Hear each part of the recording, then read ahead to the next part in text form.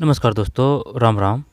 ये जो पेपर है, ठीक है, केवीएस एनबीएस के पुराने पेपर हैं ये, ठीक है। और इनको हल्के में लेने की कतई भूल ना करें, क्योंकि जो मई में जो एनबीएस की एग्ज़ाम लगी थी ना, एमटीएस वगैरह या फिर कुछ स्टेनोग्राफर इस प्रकार के एग्ज़ाम लगी थी मई 2025 में, उसी प्रकार का ये जो 14 तारीख को एग्ज़ाम लगी ना, 14 दिसंबर 2025 को टीजीटी पीजीटी पीआरटी वगैरह ना, उसी प्रकार का सेम इसी प्रकार के क्वेश्चन थे, कंप्यूटर के, हिंदी के। आई समझ में? यानी कि क्वेश्चन चेंज होंगे, जो जहाँ जैसे जिस प्रकार के क्वेश्चन आए हैं वहीं उसी प्रकार के क्वेश्चन आएंगे, ठीक है।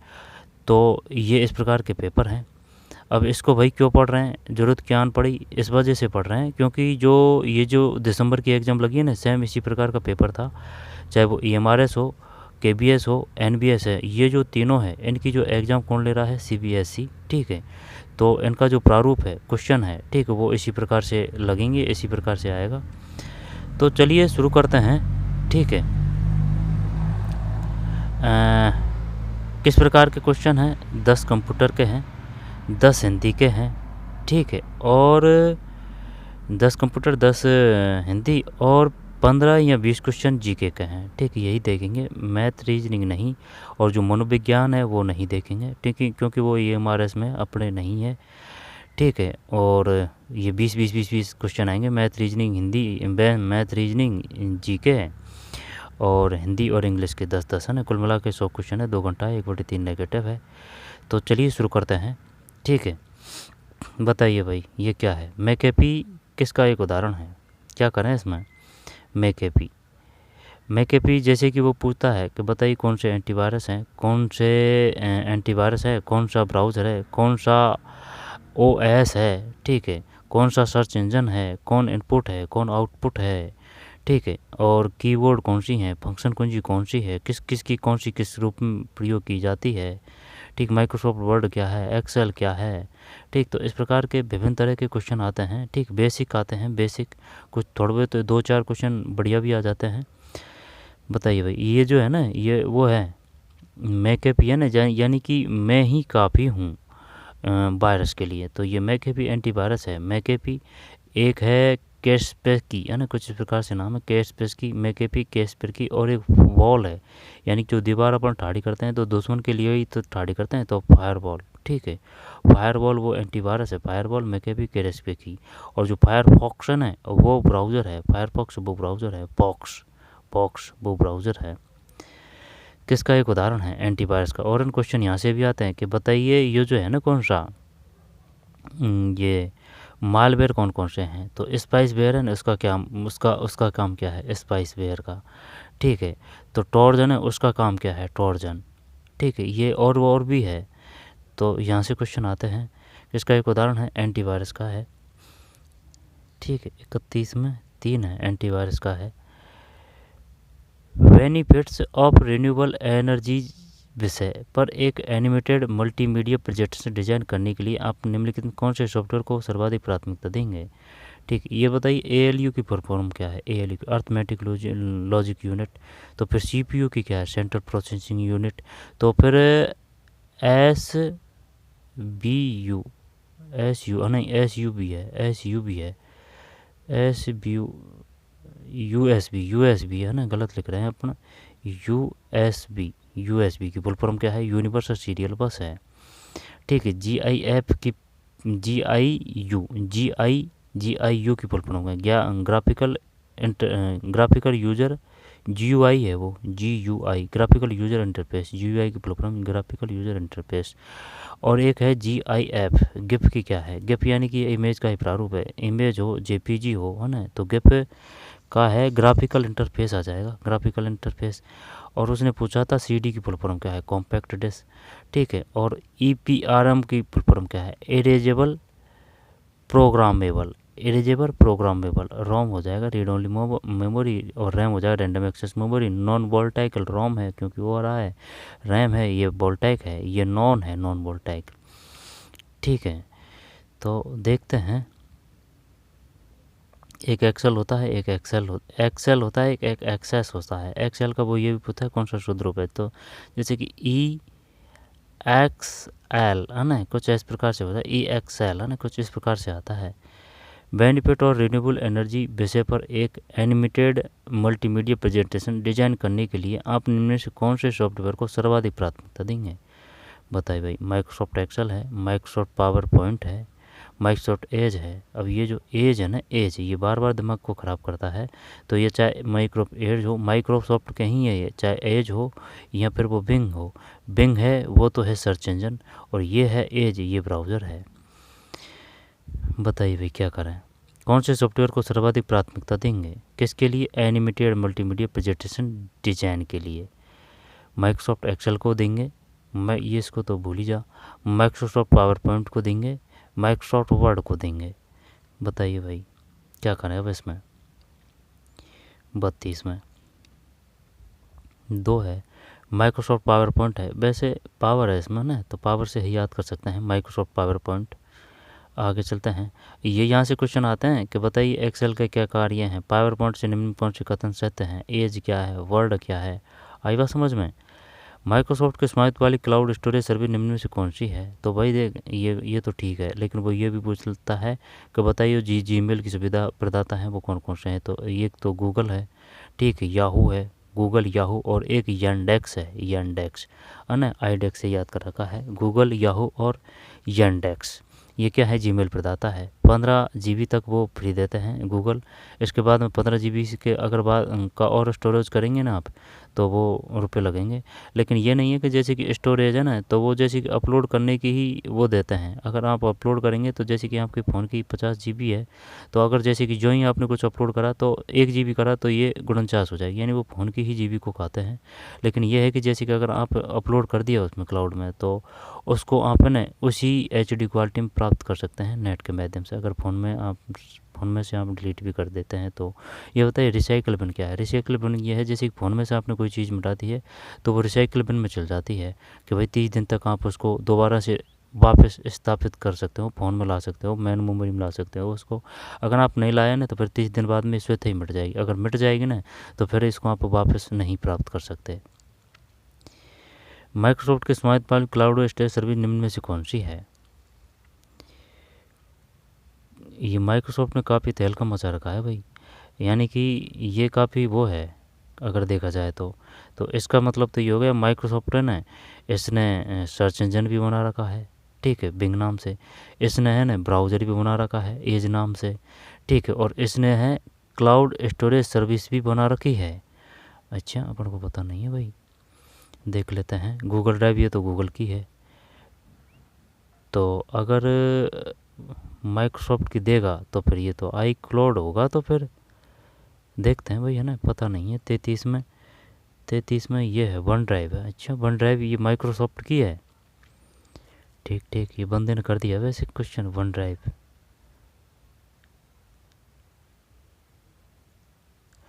होने को तो फ्लॉपी ड्राइव भी है, गूगल ड्राइव भी है, ये तो गूगल की है। आई क्लाउड किसकी है? आई क्लाउड। माइक्रोसॉफ्ट को स्वामित्व वाली क्लाउड स्टोरेज सर्विस निम्न में से कौन सी है? वन ड्राइव है, वन ड्राइव है, वन ड्राइव है, ठीक है। अच्छा क्वेश्चन था, अपने पे नहीं आता भाई ये। अधिकांश MS विंडोज़ एप्लीकेशन में कुछ सेलेक्ट टेक्स्ट को कॉपी करने के लिए निम्न विकल्पों में सर्वाधिक लोकप्रिय शॉर्टकट कुंजी कौन सी है? जब है ना, देख मेरे को याद है, जो बताने की कोशिश करता हूँ। F1 है, तो ये ऐसे याद कर रखा है भाई। PUBG खेलते हैं जब नॉक हो जाते हैं ना, तो जब करते हैं हेल्प हेल्प हेल्प है ना, तो ये हेल्प के लिए है। ये फंक्शन कुंजी 1 है। जो F2 है, तो भाई इसमें 2 आ रहा है। 2 का मतलब है जो भाई एक बार में काम सही नहीं होता है तो उसको 2 बार करेंगे तो आप उसमें कुछ तो एडिटिंग करेंगे, तो ये रीनेम वगैरह के लिए है ना, 2 एडिटिंग वगैरह रीनेम के लिए। F3 शायद सर्च इंजन के लिए आ सकता, सर्च के लिए आ सकता है। 3 कंफर्म नहीं है। F4, F6, ठीक, F7 व्याकरण त्रुटि से संबंधित है। F8 है ना, ये बाहर से संबंधित है। और जो F10 है ना, 10, ये जैसे कि 10 है तो ये विंडोज़ से संबंधित है।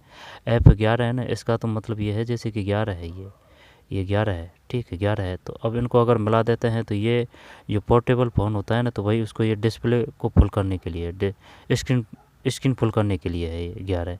और स्पेस बार के लिए भी है। तो ऐसे करते हैं, एक इधर लिख दिया, एक इधर लिख दिया, यानी गैप के साथ में, तो स्पेस बार के भी लिए प्रयोग किए जाती है। तो F11 स्पेस बार और फुल स्क्रीन करने के लिए, ठीक है। F12 सेव एज के लिए है। सेव किसको बोलते हैं? अगर प्रथम बार आप अगर सेव कर रहे हैं तो उसके लिए सेव आएगा, लेकिन अगर उसी चीज़ को अगर दोबारा आप सेव कर रहे हैं ना फ़ोन में कोई और फोल्डर में, तो उसके लिए सेव एज आएगा। सेव एज के लिए फंक्शन कुंजी 12 है, ठीक है। तो और पेस्ट के लिए बी है, कट के लिए एक्स है, CTRL एक्स है ना। पेस्ट के लिए बी है, कट के लिए एक्स है, फिर कट है, कट के लिए एक्स है, पेस्ट के लिए बी, कॉपी के लिए सी, आल के लिए ए, न्यू के लिए एन, बोल्ड के लिए बी, बोल्ड के लिए बी, डिलीट के लिए तो डिलीट ही आएगा भाई पूरा, ठीक है, डिलीट ही आएगा। ओ किसके लिए है?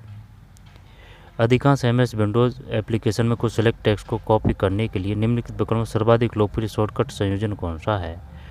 तो कॉपी का आ रहा है तो फिर कोई दिक्कत नहीं है, सी से सी कर देंगे, ठीक। एक्स कट के लिए है पी प्रिंट है ना, पी प्रिंट है, ठीक है। और बी वो पेस्ट के लिए है, बी है जो पेस्ट के लिए है, पी प्रिंट है, सी कॉपी है, एक्स कट है, ओ का क्या है भाई? ओ का बताइए। ओ का सर्वाधिक लोकप्रिय शॉर्टकट की संयोजन कौन सा है? 34 में 3 है, CTRL C। पावर बैकअप उपकरण UPS का अर्थ है UPS, ALU arithmetic use, CLU central processing unit.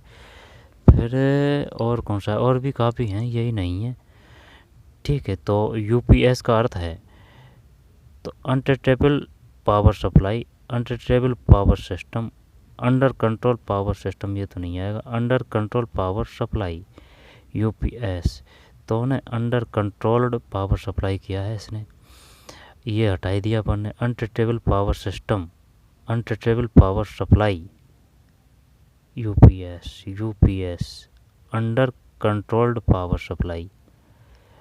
इसको देख के क्या ये करें? अनट्रेटेबल पावर सप्लाई, अनट्रेटेबल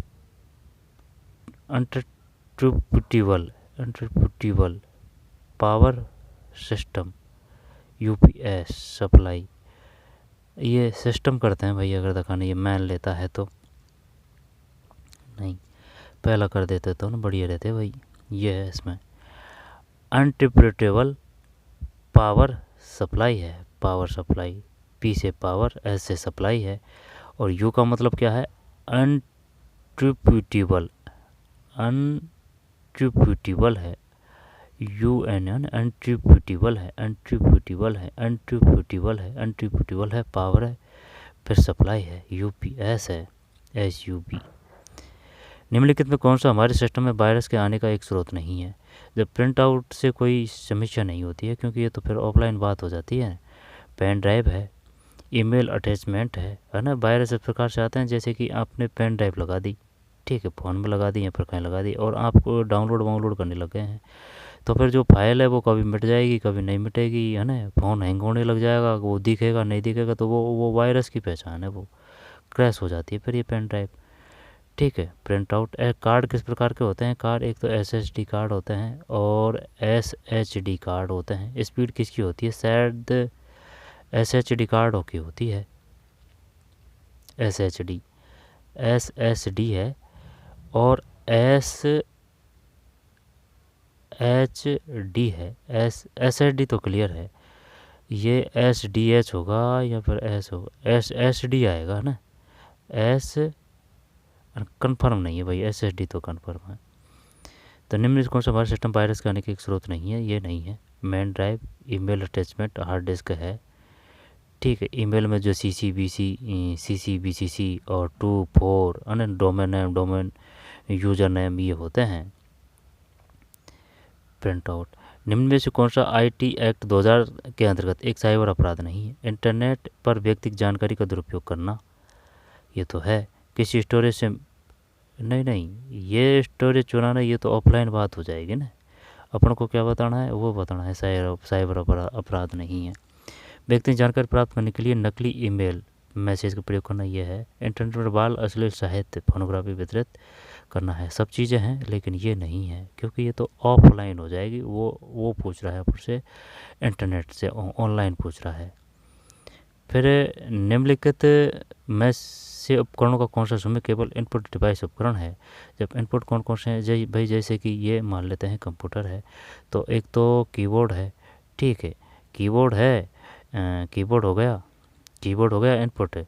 और ना जैसे कि टटर की आवाज़ आ रही है ना, तो वो आउटपुट है, चाहे वो कोई भी हो, जैसे कि मॉनिटर हो, ठीक है, मॉनिटर हो, ठीक है, यहाँ पर प्रिंटर हो, मॉनिटर हो, प्रिंटर हो, यहाँ पर मॉनिटर प्रिंटर, यहाँ पर प्रोजेक्टर हो, है ना, तीनों ये क्या है, ये आउट है। कीबोर्ड, माउस, ठीक है, इसके बाद में जो ट्रैक पेन है, ठीक है, ट्रैक बॉल है, और एक लाइट पेन है, ठीक है, लाइट पेन है, एक लाइट पेन, ट्रैक बॉल, जियोस्टिक है, ठीक है। और कौन से हैं, और भी काफ़ी है, जैसे कि माइक्रोफोन, ठीक है, यहाँ पर माइक्रोफोन ने देखे अगर वो लीड भी दे दे है ना, तो वो भी आएगा, ठीक। स्पीकर है ना, वो बाहर होता है, वो आउट आएगा। स्कैनर है ना, वो अंदर से सिस्टम होता है उसका, तो वो इन आएगा। प्लॉटर वो हो गया, ठीक है। तो कीबोर्ड, प्रिंटर और लाइट पेन इन होता है। अब लोग को क्या बताया, इनपुट डिवाइस उपकरण है, तो लाइट पेन ये इसमें, कीबोर्ड भी इन है, प्रिंटर इन, टर आ गया इसमें, ये आउट है, ठीक, keyboard in, light pain in. फिर जॉयस्टिक इन है, माइक्रोफोन इन है, स्कैनर इन है, हाँ ये है। इसके बाद में माउस, मॉनिटर और जॉयस्टिक, माउस, मॉनिटर, टर आ गया इसमें, ये आउट है, जॉयस्टिक है ना, ये इन है, और माउस भी इन है। माउस, माइक्रोफोन, स्पीकर आउट है, तो माउस और माइक्रोफोन, ठीक, दो सही है, जॉयस्टिक, माइक्रोफोन, स्कैनर, ठीक है, जॉयस्टिक, माइक्रोफोन। जब हम ब्लूटूथ के माध्यम से कुछ फ़ोटो भेजने के लिए दो स्मार्टफोन को आपस में कनेक्ट करते हैं, तो किस प्रकार के नेटवर्क है ना, ये जो ब्लूटूथ की जो रेंज है 10 मीटर होती है, चाहे वो मोबाइल दे दे, यहाँ पर अगर कंप्यूटर भी दे दे, तो वो पेन है, इसका जो एरिया है वो सबसे कम होता है, पेन का, पेन का एरिया कम से कम होता है। इसके बाद में आएगा लैन के बाद में फिर आएगा मैन के बाद में आएगा ban, wide area network, pan, portable area network, local area network, multiplication है हमका मतलब मल्टीप्लिकेशन एरिया नेटवर्क, ठीक है, वाइड एरिया नेटवर्क। तो इसमें कौन सा आएगा, दो स्मार्टफोन को पैन ही है इसमें, ठीक है, बंदा इंटेलिजेंट है। निम्न में से कौन सा, लेकिन ये जो क्वेश्चन है ये समझ में नहीं आई, ये इसने कैसे गलत कर दिया, ये कैसे गलत कर दिया इसने। वो हो जाता है, एग्ज़ाम देते हैं तब नहीं दिखती है छोटी छोटी गलती, फंसाया था उसने, फंस गए अपन।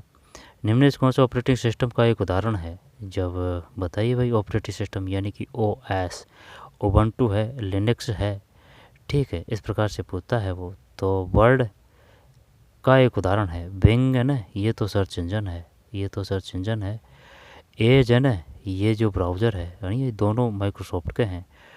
और माइक्रोसॉफ्ट का अभी और क्वेश्चन आया था ना वो, कि भाई वो क्या है, वो आई कॉल्ड है, जो माइक्रोसॉफ्ट के स्वामित्व का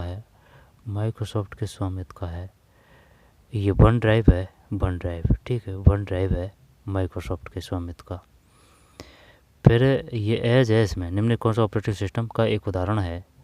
40 में आंसर देखते हैं, गलत है, इसमें विंडोज़ है ना, वो तो ध्यान नहीं दिया। ये तो एज तो ब्राउज़र है, बिंग है जो सर्च इंजन है, दोनों माइक्रोसॉफ्ट के हैं, ठीक है। वर्ड, ये वर्ड क्या है, तो फिर माइक्रोसॉफ्ट क्या, अपन को OS बताना है ना, ये तो विंडोज़ हो जाएगा, वो तो सही है, कोई दिक्कत नहीं है।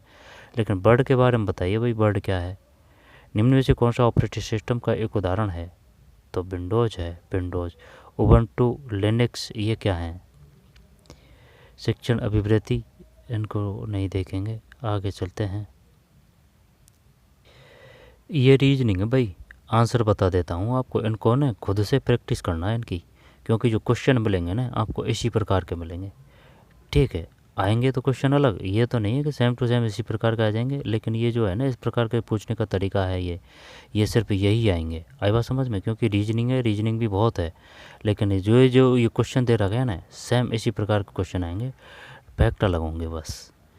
तो 11 में 4 है, क्योंकि इस प्रकार के आए हैं, क्यों कह रहे हैं बार बार, इस वजह से कह रहे हैं क्योंकि जो 22-23 के हिसाब से वही क्वेश्चन 25वां है। और जो मई में लगे NBC की इसी प्रकार के EMRS के पेपर लगे हैं, EMRS के पेपर लगे हैं इसी प्रकार से अब ये जो आने वाली एग्ज़ाम उसमें लगे, क्योंकि जो लेने वाला CBSE है। 11 में 4 है भाई इसमें आंसर। ठीक, सेकंड सत्य है, सेकंड सत्य है। और जो 12 है, 12 में 1 है, ये तो गलत कर दिया इसने, 1 है। ठीक है, रोक के इसको करना, 12 में 1 है। और ये जो 13 है इसमें 3 है, 13 में 3, ये तो सही था इसका। 14 है, 14 में 1 है। ठीक है, 14 में 1 है, इसी प्रकार का आएगा भी क्वेश्चन, 14 में 1। ठीक, बाएं और दाएं। फिर 15, 15 में 2 है, 15 में 2 है। ठीक है, 15 में 2 है। इसके बाद में 16 में 1 है। ठीक है, 16 में 1 है। फिर 17 में 2 है। ठीक, 17 में 2 है। 18 में 2 है। ठीक, 18 में 2 है। फिर 19 में 2 है। ठीक है, 19 में 2 है। क्या कह रहा है, अध्यापक बहनें और महिलाएं। ठीक है, अध्यापक बहनें और महिलाएं, तो महिलाएं तो सब हो सकती है, अध्यापक और बहनें, महिलाएं तो सब हो सकती है। 19 में 2 है, तो अध्यापक बहनें और महिलाएं, तो शायद ये जो बीच का है ना, ये महिलाएं हैं, अध्यापक ये हो सकता है और बहन है, क्योंकि कुछ ही तो अध्यापक हो सकती है भाई, सब थोड़ी हो सकती है, तो है इसमें। फिर 20 में 4 है, 4। 35 वर्ष से कम ऐसे कितने व्यक्ति हैं जो वेतनभोगी तो हैं किंतु विवाहित नहीं है। ठीक है, फिर 21 में 4 है। ठीक, 21 में 4 है। फिर ये जो 22 है, 22 में 1 है, काफ़ी बड़ा क्वेश्चन है। 22 में 1, M एक कलाकार है। फिर 23 में 4 है, 23 में 4 है। ठीक, इसी प्रकार के क्वेश्चन आए थे। 24 में 1 है, 24 में 1 है भाई। ठीक, 24 में 1 है, रोक के करना है इनको। 25, सभी नावें मछलियां हैं, कुछ मछलियां नदियां हैं, कुछ नदियां नाविक है। 25 में 1 है। ठीक, केवल निष्कर्ष 4 निकलता है। 26 में 2 है, दक्षिण पूर्व। दक्षिण पूर्व तो ये पूछता ही है, ये अब भी आया था 14 दिसंबर को, उसमें भी दक्षिण पूर्व था आंसर सही। वो तो कोई वो नहीं है, कैसे भी आ सकते हैं क्वेश्चन। भारत के पास अपने हस्तशिल्प उद्योग को एक उन्नतशील क्षेत्र बनाने की क्षमता है। भारत वस्त्र निर्माण सहित बहुत बड़ी संख्या में शिल्प उद्योग है। 27, तो 27 में 3 है, AR दोनों सही, यार एक सही व्याख्या है। 28 में 2 है।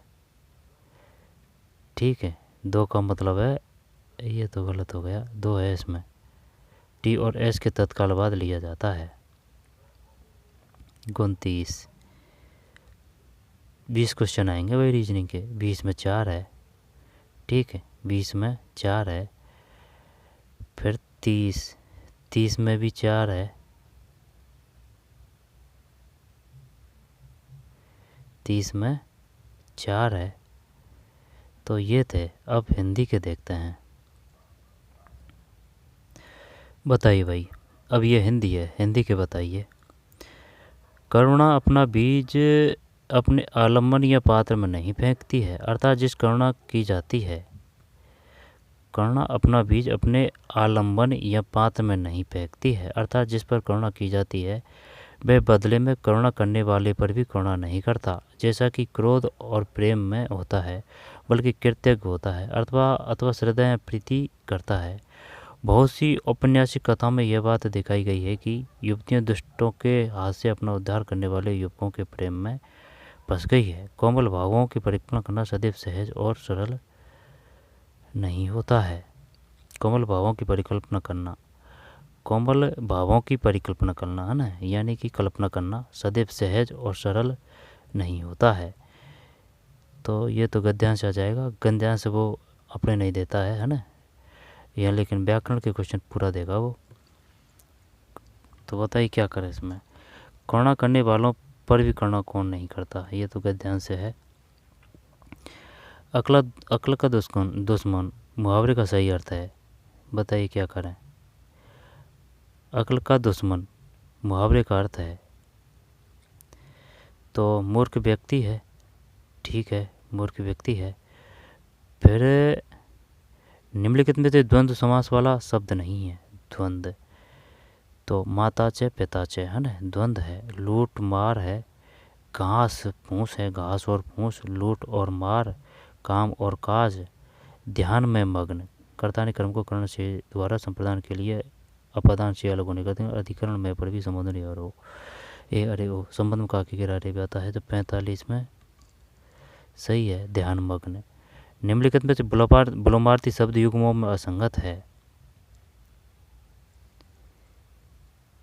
तो फिर आस का वृद्धि हो जाएगा, आहार का जीत, हर्ष का विषाद, लुप्त का विलोमार्थी शब्द युग्म असंगत है। हास का वृद्धि सही है, हार का जीत सही है, हर्ष। लुप्त का प्रकट आएगा है ना, लुप्त का प्रकट आएगा, लुप्त का प्रकट आएगा, हर्ष का विषाद सही है। 46 में 2 है। सप्ताह में एक बार प्रकाशित होने वाला के लिए साप्ताहिक है, कोई दिक्कत नहीं है। पाक्षिक 15 दिन में होने वाला, ठीक है। मासिक वो महीना। निम्नलिखित में वर्तनी की दृष्टि से अशुद्ध शब्द है, निम्नलिखित में वर्तनी की दृष्टि से अशुद्ध शब्द है, क्या करें इसमें। बाण अशुद्ध शब्द है, बाण। वनस्पति वहाया, यजमान, यजमान, यजमान अशुद्ध शब्द है। तो बाण तो सही है, बाण। वहाय, वहाय, वहाय, वहाय, वहाय ये भी सही है। वनस्पति, वनस्पति में बड़ी मात्रा तो नहीं लगेगी, वनस्पति, वनस्पति, वनस्पति, वनस्पति।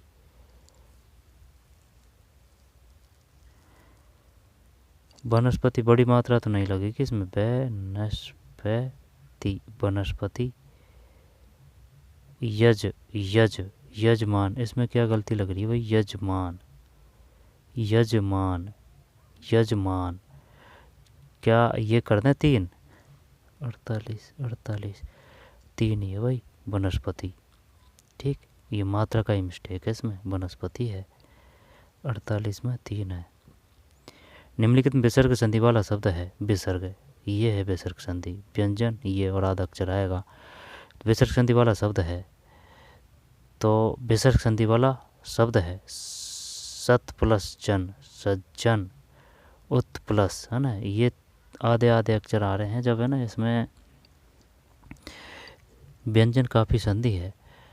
तल्लीन में व्यंजन संधि है, व्यंजन, व्यंजन मतलब जैसे कि प्लस है तो इसके आसपास यहाँ तो आधा अक्षर मिलेगा आपको, यहाँ पर हलंत मिलेगा, यहाँ पर कह के कहना है। उच्चारण, उत प्लस चारण, विसर्ग संधि वाला शब्द है सज्जन, तल्लीन है, तो इसमें तो यही है, क्योंकि है ना विसर्ग संधि का मतलब है विसर्ग। जब है ना ये सब है ना, जैसे कि सत प्लस जन, सज्जन, विसर्ग, विसर्ग आना चाहिए भाई, विसर्ग। तो किस में आ रहा है, तत् प्लस लीन, नहीं नहीं नहीं नहीं नहीं, ये तो गलत है, ये तो स्पष्ट में ये है, ये पहले भी आ चुका है कोई एग्ज़ाम में। नी प्लस ये आएगा ना, ये पक्का है, ये पहले आ चुका है और एग्ज़ाम में। सज्जन व्यंजन उच्चारण व्यंजन तल्लीन उच्चारण, क्योंकि जो व्यंजन संधि है ना उसकी पहचान यही है, या तो आपको आधा अक्षर मिलेगा या फिर हलंत मिलेगा या फिर कह गण है ना, यानी कि आधा अक्षर जरूर मिलेगा प्लस। सज्जन उच्चारण तल्लीन इसमें व्यंजन संधि है। निष्फल नी प्लस 49 में सही है, 49 4 है। निम्नलिखित में से पक्षी का पर्यायवाची नहीं है, तो ये आया था भाई। तो पक्षी का नभचर है, अंडज है, पखेरु है, निशाचर तो वो बोलते हैं जो रात में चलता है जो है ना, निशाचर निशाचर। तो नभचर है, अंडज है, पखेरु है, नभचर है, अंडज है, पखेरु है, नभचर है, अंडज है, पखेरु। 150 में 2 है, निशाचर नहीं है। ठीक है, तो ये थे। अब किस प्रकार के क्वेश्चन रह रहे हैं, अपन ने हिंदी के देख लिए, इंग्लिश के रह रहे हैं। इंग्लिश को देख लेते हैं। अब इंग्लिश तो आती है नहीं है, लेकिन प्रैक्टिस करना ज़रूरी है, छोड़ नहीं सकते, क्योंकि क्वेश्चन अगर 2-5 भी हो जाए तो वो काफ़ी है। ठीक है, और ये है, अब ये नहीं कि भाई जीके से पार पड़ जाती है, क्योंकि जीके को कोई भी सही नहीं कर सकता पूरी की पूरी को। लेकिन जैसे कि हिंदी है, इंग्लिश है, मैथ है, रीजनिंग है, उनका जो फिक्स सिलेबस होता है, अगर उनको बार बार करें तो वहाँ से क्वेश्चन हो जाते हैं। तो जैसे कि अगर कोई पेपर है उसमें जीके टप आ रही है, तो अगर मैथ और हिंदी और इंग्लिश है तो वो आपको नॉर्मल देखने को मिलेगी, और उसमें क्वेश्चन जीके वो तगड़े वाले मिल जाएंगे आपको। ठीक है, जो टच ही नहीं कर सकते उसको, लेकिन उसमें हिंदी है, रीजनिंग है ना, या फिर जो मैथ है वो आपको नॉर्मल मिल जाएगी। तो सब चीज़ को करनी चाहिए, स्किप किसी को नहीं कर सकते। ठीक है, प्रैक्टिस हर एक की करनी चाहिए, क्योंकि जो पेपर है ना उसमें सबका महत्व होता है। अब इस बंदे ने सब चीज़ें करी है, आई बात समझ में, यानी कि इसने हिंदी करी है, ठीक है, इंग्लिश भी करी है, आई बात समझ में, कंप्यूटर भी करा है, समझ रहा है, हिंदी करी है, दोबारा देखते हैं, हिंदी करी है, ठीक है, और इंग्लिश करी है, ठीक है, हिंदी इंग्लिश, कंप्यूटर किया है, ठीक है, हिंदी इंग्लिश कंप्यूटर, और जो इसकी सब्जेक्ट है हिस्ट्री, तो वो भी किया है इसने। तो अगर ये सब चीज़ें हो जाती है और आपकी जैसे कि सब्जेक्ट भी हो जाती है, ठीक है, तो वो आपके चांस होने की पूरी पूरी संभावना हो जाती है। लेकिन ये नहीं कि आप एस टी के भरोसे है ना ये सब चीज़ें कर सकते हो, ये चीज़ें भी आपको करनी ही पड़ेगी। ठीक है, और ये भी नहीं है कि आप इनके भरोसे है ना आप सिलेक्शन ले लें, ये भी करनी पड़ेगी। लेकिन इनका सिलेबस कम है, ये जो सब्जेक्ट इनका ज़्यादा है, तो सभी चीज़ों का बहुत ही महत्व है। ठीक है, कोई कम नहीं है, कोई ज़्यादा नहीं है। बताइए भाई, filling the blank the following sentence with the help of the given option. The train was about to leave that station when we there. Had reached किया है इसने। जब देखते हैं बाज है ना, तो इसका मतलब तो ये हो गया भूतकाल। द ट्रेन हिंदी इंग्लिश का सीधा जुगाड़ ये है कि अगर आपने हिंदी अर्थ कर लिया ना इसका, कोई भी क्वेश्चन है और उसकी हिंदी बना ली ना आपने, तो 50-60% वो क्वेश्चन है ना आपका सही हो जाएगा। ठीक है, हिंदी व्याकरण के माध्यम से। The train was about to leave, ठीक है, लीव द स्टेशन वैन भी, यानी कि वो ट्रेन है ना वो निकल चुकी है। The train was about to leave the station when we reached there. ED ED क्या है कि कभी कभी ये जो क्रियाएं होती है ना, अगर ये सही प्रयोग कर दें तो फिर ये हैड हैव वर्ड इनको लगाने की ज़रूरत नहीं पड़ती है। तो reached there, have reached there, had reached, वो ये एक ही करते हैं। दुकान 31 में, ये जो 31 है एक ही है भाई, जीत गए जंग अपन तो। रिचर्ड है इसमें, रिचर्ड है, वो पहले आ चुका है इस प्रकार का क्वेश्चन। ठीक है, वो गलत हो गया था, इस वजह से कर दिया है।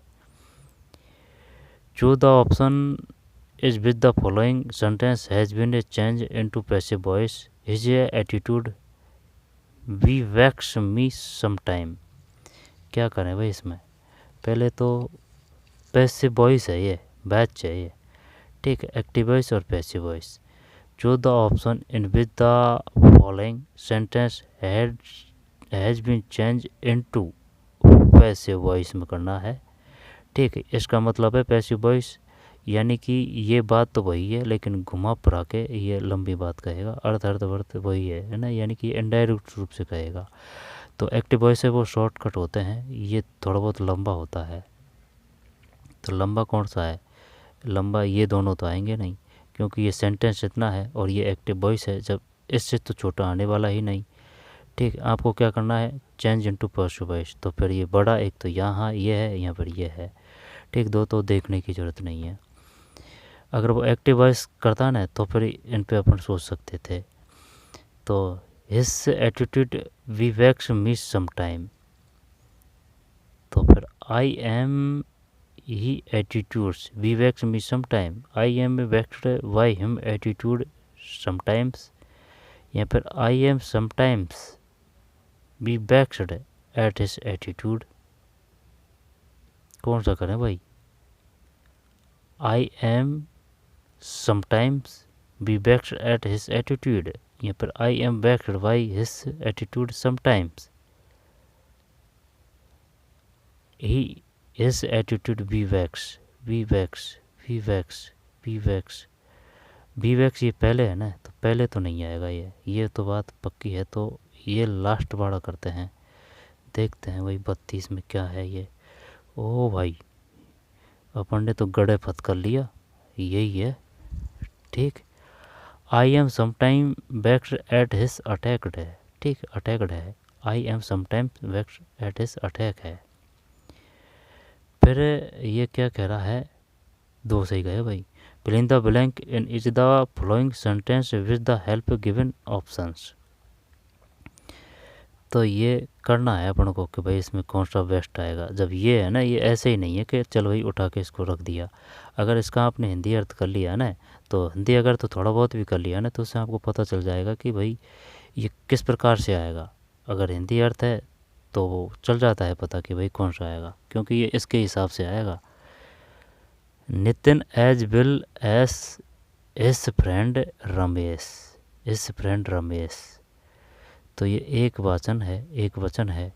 कमिंग टू द पार्टी, तो अगर ये रमेश आ रहा है ना तो एक वचन आएगा। तो Nitin as well as his friends Ramesh were coming to party, were have been coming party, is coming to party, are coming to, is are am, is are am. जब आर है ना द्विवचन के लिए आता है, द्विवचन या बहुवचन, इज आर एम, तो फिर इज ही आएगा। या फिर वेयर हैव बीन तो नहीं करेगा, ये तो बहुत बड़ी बात हो जाएगी, हैव बीन तो। ठीक है, Nitin as well his friends Ramesh, Nitin as well as friends Ramesh were coming to the party, were were were were का तो कोई अर्थ ही नहीं आ रहा है। Has been is coming to party, Ramesh is coming to party, एक है ना, तो इज आर एम बाद बार भूतकाल से है। और फिर हैड और बाज बार है ना वो भूतकाल से है और हेड भी है। बिल सेल भविष्यकाल से है। बाज बार और हेड है ना ये भूतकाल से है, बाज बार और हेड है ना ये भूतकाल से है, बाज बार और हेड है ना ये भूतकाल से है। बिल सेल है ना वो भविष्य से है। अब रहे बचे हैं ना जो सब वर्तमान है, is are am has have. ठीक है, नहीं नहीं नहीं यार ये चक्कर पड़ रहा है, एक मिनट रुकिए भाई, देखते हैं भाई। हैं types structure example, simple present tense subject verb plus object है ना। जब ये वर्ब तो वही है कि भाई जैसे कि अगर ये एक वचन है द्विवचन है तो उसके हिसाब से है ना, और वो स्पेलिंग भी आनी चाहिए कि कौन सी एक वचन में होगी कौन सी द्विवचन में होगी, जो वो एग्ज़ाम के स्तर के हिसाब से वो क्वेश्चन दे देते हैं। ठीक है, ज़्यादा फंसने की ज़रूरत नहीं है। तो ये हो गया है ना। प्रेजेंट कंटिन्यूस है तो ये ING आएगा इसमें है ना। तो इज आर एम, तो इज आर एम है तो ये प्रेजेंट का है। और ये है जैब है ना ये भी प्रेजेंट का है। अच्छा है जैब है तो डू डज है ना, डू डज, ये डू डज किसका है? तो फिर डू डज किसका है? Do does do does do does भी दे रखा है, ये इसमें दे नहीं रखा है। डू डज किसकी है भाई? Will shall, has been, had, was were, फिर वाज वेयर, वाज वर है ये। बाज बार से भी पार नहीं पड़ेगी, बाज बर है। और वाज वर है, हैड बीन, वाज वर, ठीक है, वाज वर, हैड बीन। ये तो हैड बीन तो सब में आएगा है ना, चाहे वो कोई सा भी टेंस हो, चौथा है उसमें सब में बीन आएगा। लेकिन ये काम के हैं वाज वर और हैड। लेकिन वो डू डज से चक्कर पड़ रहा था, वो डू डज है ना वो किस में आएगा ये तो पता है। जैसे कि भाई अगर टू दे रहा है ना तो कम अक्षर है, लेकिन ये काम तगड़ा है इसका, यानी कि बहुवचन प्रयोग होगा। और डज में है ना जैसे कि अक्षर ज़्यादा है, लेकिन ये एक वचन और द्विवचन में होगा ये। तो क्या क्या है इसमें? इज आर एम है प्रेजेंट में, और हैज और हैव है, हैज और हैव है, परफेक्ट हो जाता है इसमें। परफेक्ट का मतलब है भाई काम पूर्ण हो चुका है वो, ठीक है। तो क्या ध्यान रखना है? Is are am, has have, और डू डज और देख लेंगे है ना वो किसकी है, दे नहीं रखा है इसमें। और ये बाज बर है और हेड है, यानी कि मूड है ना, उससे याद कर सकते हैं, यानी कि माथा यानी कि सिर, तो वो बॉडी है, वो मूर्ति तो है। तो बाज बर ठीक है भाई। इसके बाद में ये सेल विल में कोई समस्या नहीं है, सेल विल को कोई रोकने वाला नहीं है, भविष्य है, ठीक है। लेकिन सिर्फ ये ध्यान रखना है इसमें बी सिर्फ इसी टेंस में लगेगा और कोई भी टेंस में बी नहीं लगेगा।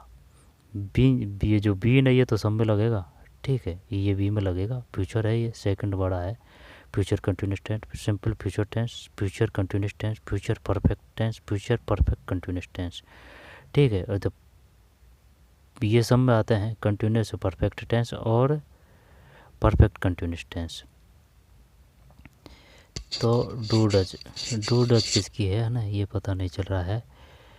तो चलिए आगे चलते हैं। इज आर एम और हैज हैव ध्यान रखनी है, is are am, has have, और वो जो है वाज वर है और हैड है, वाज वर है और हैड है, वाज वर है और हैड है, और ये बिल सेल है, ठीक है भाई। तो ये सेल है, ठीक है, तो ये बिल सेल है, बिल सेल है भविष्य, और ये बाज बर है और हेड है, यानी कि भूत है, हेड है, माथा है, ठीक है। और ये एच आर एम और हैज हैव है। अब चलते हैं उस पर। डू डज की ओर नहीं दी, डू डज और दे देता तो पता रह जाता कि भाई वो किस टेंस में प्रयोग की जाती है। चलिए भाई, तो फिर इसमें क्या करें? 33 में 3 है ना, इज हो चुका है इसमें। ये इस पे थे अपन, today is need a common man just bread and butter, अने रमेश इज हो गया ये तो। हाँ, जब ये करना था ना अपन को, today the need of common man just bread and butter, तो फिर टुडे यानी कि ये आज की बात कर रहा है। अगर ये आज की बात कर रहा है तो वाज भर तो अपन भूतकाल में प्रयोग करते हैं, तो ना इनको तो हटा देते हैं। अब रही बात एज आर एम की है, एज आर एम भविष्य के जो बहुवचन है उनके लिए काम आता है। तो today the need common man just bread and butter. जब अब इसमें क्या करें? Common man, the need to common man just bread and butter. तब ये ऐसे तो नहीं करेंगे क्योंकि ये कॉमन मैन आ रहा है। तो today the need of common man are just bread and butter, यहाँ पर इजी कर दें, is just bread and butter. नहीं, ऐसे तो एक के लिए आता, ये करते हैं भाई दगाने 34 में। नहीं, इजी है भाई इसमें, ठीक है, इजी है, इज है, गलत गया question. Mister Karnwal is principal to this school, तो दा आ जाएगा, कोई दिक्कत नहीं है। दा ताजमहल, दा हिमालय है ना, दा आ जाएगा 135 में। अरे यार इसने तो 2 है भाई, नो आर्टिकल्स, ठीक है, नो आर्टिकल्स है, कोई बात नहीं, नो आर्टिकल्स। फिर 36 है, choose the option with the following word paragraph has been rearrange to form a correct sentence. Correct sentence. तो फिर बताइए भाई क्या करें इसमें। Choose the option in which the following word and purchase has been, has been, has been, has और have पढ़ा था ना अपन ने अभी। हैज और हैव किस में आएंगे? जब देख, पहला टेंस हो गया वर्तमान, दूसरा हो गया भूतकाल, तीसरा हो गया भविष्य। भविष्य में विल शैल है, और ये जो दूसरा है ना ये भूतकाल, इसमें बाज बर है और बाज बर है, बाज बर है और हेड है ना, हेड माता सिर, ऐसे याद कर रखा है तो क्लियर। अब रही बात तो इज आर एम और हैज हैव, तो फिर ये वर्तमान की है, has have. Choose the option with the following word purchase has been. Has been अगर आ रहा है ना तो इसका मतलब है पहला, दूसरा, तीसरा, चौथा, चौथा टेंस की बात कर रहा है, जो यानी कि परफेक्ट कंटिन्यूस टेंस। ठीक है। Regard form a correct sentence. जब अब ये हैज़ बीन देख लिया अपन ने, हैज़ बीन देख लिया तो ये बात कर रहा है किसकी? वर्तमान की बात कर रहा है, और वर्तमान की कर रहा है रिरेंज्ड है, तो वर्तमान है और क्या है इसमें? रीरेड और फ्रॉम ए करेक्ट सेंटेंस। जब choose the option with the following word purchase have been a rearranged और फॉर्म ए करेक्ट सेंटेंस, तो फिर क्या करें बताइए, क्या करें?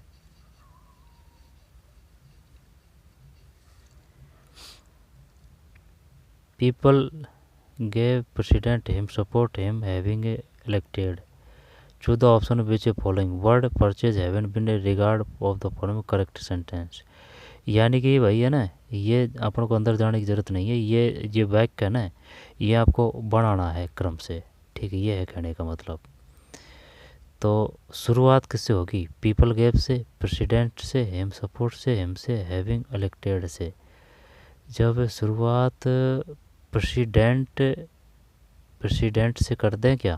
प्रेसिडेंट से हिम सपोर्ट तो बिल्कुल नहीं आएगा ना, हिम सपोर्ट को तो भूल जा। शुरुआत किससे करेंगे? पीपल गैप से, पीपल गैप नहीं करेंगे, हिम सपोर्ट कर दें, हिम कर दें, हैविंग इलेक्टेड, प्रेसिडेंट करते हैं भाई, बी को लेते हैं फर्स्ट में, तो बी को अगर फर्स्ट में ले तो ये रिया।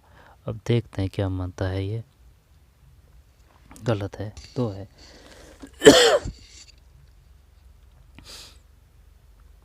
तो है, तो दो का मतलब है एक, हैविंग इलेक्टेड, फिर हिम है, फिर प्रेसिडेंट है, फिर चार है पीपल गैप, और फिर ये पांच है हिम सपोर्ट। अगर इसका अगर बैक बनाते हैं तो जैसे कि people gap, president, him support, him having elected, तो कुछ तो बात आ रही है ना, तो हैविंग इलेक्टेड जब है ना, जैसे कि जो ये होता है ना इंग्लिश और हिंदी और इंग्लिश में डिफरेंट ये होता है कि जैसे कि आप ये हिंदी है, अब हिंदी का अगर जैसे कि यहाँ जो कुछ लिख रखा है ना, तो उसकी शुरुआत होती है इंग्लिश में, यहाँ से। आई बात समझ में? ये है कहने का मतलब। और जैसे कि इंग्लिश है तो इंग्लिश का जैसे कि आप ट्रांसलेट करेंगे ना, तो ये जो लास्ट के जो वर्ड है ना, ये जो लास्ट के वर्ड है, ये आपको हिंदी में प्रथम यानी कि आगे की साइड मिलेंगे। और जो इंग्लिश है ना, इंग्लिश, तो इनके ये जो वर्ड है ना इंग्लिश के, तो इनका दोबारा से देखिए, जैसे कि ये कोई इंग्लिश है, अब इंग्लिश को आप हिंदी में अगर ट्रांसलेट करेंगे ना, तो ये जो लास्ट की बात है ना, इससे ये हिंदी का जो वाक्य है वो शुरुआत करेगा। ठीक, और ये बाद में जाएगा। और जैसे कि हिंदी से अगर आप इंग्लिश में करेंगे ना, तो ये जो हिंदी का जो ये लास्ट है ना, ये इंग्लिश में शुरू में आएगा। ये है कहने का तात्पर्य, है ना, ये है। 70-80% इसी प्रकार से होते हैं। हैविंग इलेक्टेड, फिर हिम, हैविंग इलेक्टेड हिम, फिर प्रेसिडेंट, पीपल गैप, फिर हिम सपोर्ट है। You can tell me accident. जब बताइए भाई क्या करें इसमें? Can you tell me how the accident, प्रश्नवाचक वाक्य है, यानी कि इंटरोगेटिव है, इंटरोगेटिव। तो can you tell me how the accident, क्या आप बता सकते हो किस प्रकार से एक्सीडेंट हुआ। Come up accident, come up, come be, come down. Can you tell me how the accident come down, come about, come by, come up, come down, the accident come down, come down. Can you tell me how the accident come down, come about, come by, come up. एक करते हैं भाई दकाने, अगर ये मैं लेता है तो गलत है भाई, अबाउट है इसमें, तो कम अबाउट है। The witness will what I have said, बताइए क्या करें। The witness will what I have said, तो क्या बियर आउट है, बियर विच है, बियर ऑन है, बियर अप है। द विटनेस यानी कि जो वो होते हैं ना गवाह, उनको बोलते हैं भाई विटनेस। विल, तो विल है ना, अगर ये आ गया तो इसका मतलब तो ये है ये भविष्यकाल का है, ठीक है, यानी फ्यूचर का है। सेल विल भविष्यकाल का है और कोई है ही नहीं है। तो वाट आई हैव सेड, तो बियर आउट करें या फिर बियर विद करें, विद विद। बियर ऑन करें या बियर अप करें। The witness will what I have said, पता नहीं है भाई। 38 में एक है, बियर आउट है। The troops bear a order of a mobilise to the word which is a nearly opposite in a meaning in the underline word. तो जो 39 है इसमें 4 है, डिसमिस है, डिसमिस यानी कि विलोम शब्द करना है ना, मोबलिस का, मोबलाइज का, डिसमिस, मोबलाइज का। बंदा ये पढ़ने वाला तो है भाई, मोबलाइज और ये डिसमिस कर दिया इसने, डिसमिस, मोबलाइज। और वैसे भी अपन पे आता नहीं है तो इसको कर देते भाई, क्योंकि जैसे कि इसमें एस आ रहा है, डिसमिस, क्योंकि जो विलोम शब्द होता है ना वो थोड़ा थोड़ा मिला हुआ होता है, पर्यायवाची भी मिले हुए होते हैं थोड़े थोड़े। भाई जैसे कि दिन का आप रात करेंगे, ठीक है, तो ये थोड़ी है आप दिन का रात्रि कर देंगे, दिन का रात्रि तो करेंगे, दिवस का रात्रि करेंगे आप। तो इस प्रकार से वो सिमिलरिटी होती है। I he delivered speech with the great aplomb which of the following is word and correctly replace the underline word in the above sentence. He delivered the speech with great aplomb. Which of the following word of correctly replace the underline which is the over in sentence? यानी ये है ना, ये aplomb, इसका बताना है ये क्या है ये। चलिए कर देते हैं, ये बढ़िया सा लग रहा है। 40 में नहीं, कॉन्फिडेंस है। ये delivery the speech which great aplomb, confidence है, कॉन्फिडेंस। तो ये था वही पेपर, ठीक है। जीके का क्वेश्चन देख लिया का अपन ने, जीके के जो क्वेश्चन थे वो देख लिए क्या, जीके के क्वेश्चन।